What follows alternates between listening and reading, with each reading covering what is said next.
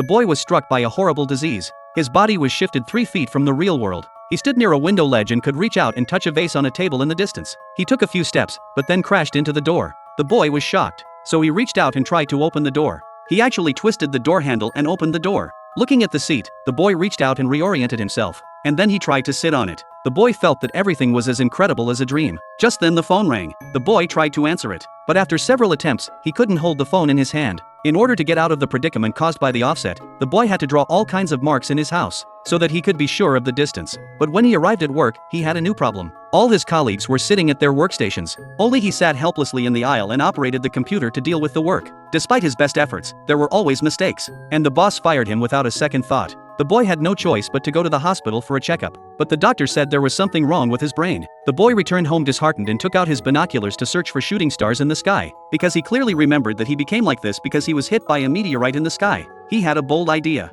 He thought that if he was hit by a meteorite again, he might be able to return to normal. After 2.5 years of observation, he finally found a meteor that was about to fall to the ground, so he couldn't wait to drive in the direction of the meteor. Soon he was in a desert in the middle of nowhere. He waited with his arms wide open for the meteor to hit him, but the accident came as a surprise. The boy did not return to normal after being hit. His body shifted another 3 feet downward. When riding the elevator, the body is completely suspended outside. When he was interviewing for a job, most of his body was stuck in the floor. There was no doubt that he was eliminated by his boss. The boy went home and was devastated, took one last look at the world in despair. In the midst of endless sadness and helplessness, he disappeared completely.